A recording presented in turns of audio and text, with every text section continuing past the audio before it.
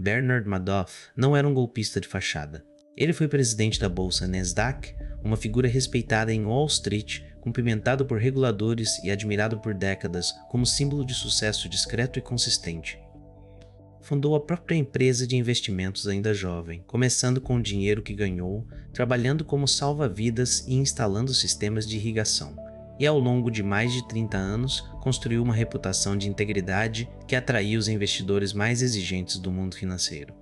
Sua firma operava 2 negócios sob o mesmo teto, uma corretora legítima, moderna, que ajudou a construir a própria infraestrutura eletrônica da Nasdaq e uma divisão de gestão de investimentos, discreta, quase invisível, reservada só para clientes indicados por outros clientes, quase como se fazer parte fosse um privilégio de clube fechado.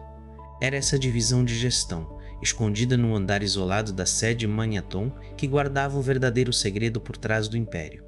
O fundo de Madoff prometia algo que nenhum outro gestor do mundo conseguia entregar de verdade: retornos de 10 a 12% ao ano, todo ano, sem exceção, independente de o mercado estar subindo ou desabando, numa indústria inteira construída em cima da ideia de que risco e retorno andam juntos. Essa consistência absoluta deveria ter soado como um alarme. Em vez disso, soou como genialidade. Investidores institucionais, fundos de fundos europeus, organizações filantrópicas inteiras, universidades e milhares de famílias endinheiradas colocaram economias de uma vida inteira nas mãos dele. Alguns analistas independentes tentaram, por anos seguidos, alertar reguladores sobre a matemática impossível por trás daqueles retornos, entregando relatórios detalhados explicando que nenhuma estratégia legítima produziria aquele resultado. As investigações abertas nunca avançaram o suficiente. Madoff tinha status, tinha décadas de conexões dentro do próprio órgão regulador e cultivava um verniz de humildade e discrição que desarmava qualquer suspeita. Ele evitava entrevistas, recusava publicidade e se vendia como um gestor cauteloso demais para correr riscos desnecessários. A exclusividade do fundo só alimentava o desejo de mais gente querer entrar. Um analista financeiro, chamado Harry Markopolos, foi o crítico mais persistente de todos. Ele estudou os números do fundo por curiosidade profissional, tentou reproduzir a estratégia declarada usando os mesmos instrumentos do mercado e chegou à conclusão de que era matematicamente impossível repetir aquele desempenho sem fraude. Ao longo de quase uma década, ele escreveu relatórios detalhados, ponto por ponto, explicando exatamente por que os retornos não faziam sentido e entregou pessoalmente essas denúncias ao órgão regulador responsável por fiscalizar o mercado de capitais americano. As denúncias foram arquivadas repetidas vezes. Os investigadores designados para o caso nunca chegaram a examinar de fato os registros de negociação da empresa, em parte porque Madoff tinha prestígio suficiente para ser tratado como acima de qualquer suspeita séria, e em parte porque a estrutura regulatória simplesmente não tinha experiência suficiente para decifrar um esquema tão bem disfarçado por décadas de aparente sucesso. A verdade era completamente diferente da imagem pública. Não existia estratégia de investimento nenhuma gerando aqueles retornos consistentes. O dinheiro que entrava de investidores novos pagava diretamente os resgates dos investidores antigos, num ciclo que só se sustentava enquanto a entrada de capital novo fosse maior que a saída. Extratos de conta eram fabricados manualmente por uma pequena equipe de funcionários de confiança, num escritório separado do resto da empresa, usando dados de mercado do passado para parecer plausíveis aos olhos de qualquer auditor externo.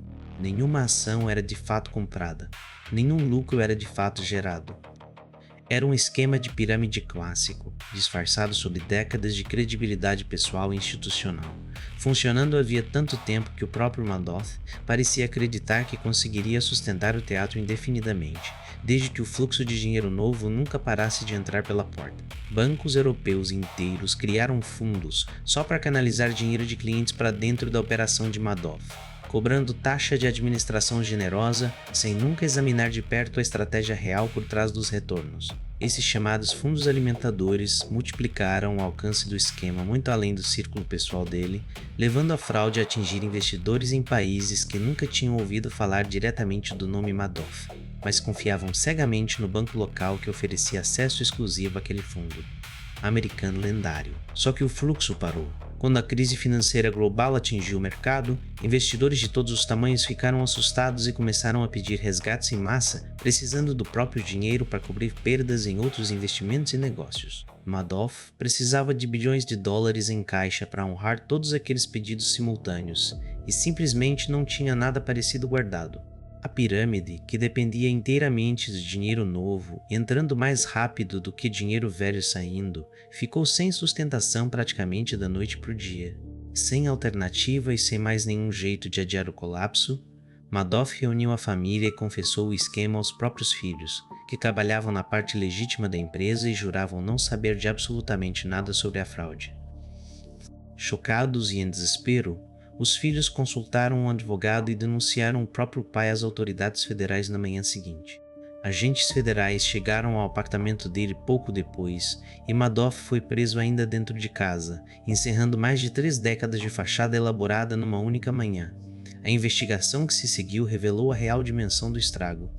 O rombo final foi estimado em 17 bilhões de dólares em dinheiro real de investidores que nunca mais voltou, e 65 bilhões de dólares somando todos os lucros fictícios que apareciam nos extratos fabricados, mas que jamais existiram de verdade. Foi classificado, sem disputa, como o maior esquema Ponzi já descoberto na história das finanças. Madoff se declarou culpado de todas as acusações num tribunal federal lotado de vítimas, e foi condenado a 150 anos de prisão, a pena máxima permitida por lei. Um número simbólico que refletia a escala devastadora do estrago mais do que qualquer expectativa realista de tempo de vida. Fundações de caridade inteiras fecharam as portas da noite para o dia. Aposentados perderam a poupança de uma vida inteira de trabalho. Um administrador judicial foi nomeado só para rastrear e devolver aos poucos o que ainda pudesse ser recuperado dos bens da família. Processo que se arrastou por anos. O julgamento expôs, dia após dia, o tamanho humano da tragédia.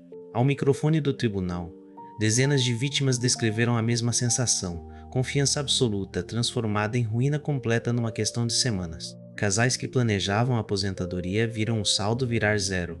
Pequenas fundações que financiavam pesquisa médica e bolsas de estudo tiveram que encerrar operações inteiras, porque praticamente todo o patrimônio delas estava investido no mesmo fundo. Funcionários que trabalhavam havia anos na empresa, sem nenhum envolvimento na fraude, perderam o emprego da noite para o dia quando os escritórios foram lacrados por ordem judicial. A reputação de décadas que Madoff cultivou tão cuidadosamente virou, num único dia de audiência, sinônimo mundial de traição financeira. O caso Madoff se tornou o exemplo definitivo usado por reguladores, auditores e investidores no mundo inteiro para ensinar uma lição simples e desconfortável quando o retorno parece bom demais para ser verdade, consistente demais para ser real. Mês após mês, ano após ano, a explicação nunca é. Genialidade escondida. É matemática impossível, disfarçada atrás de reputação, exclusividade e silêncio.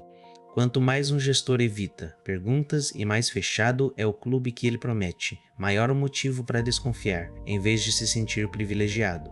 Se gostou dessa história, se inscreve no canal para mais casos reais de impérios que caíram.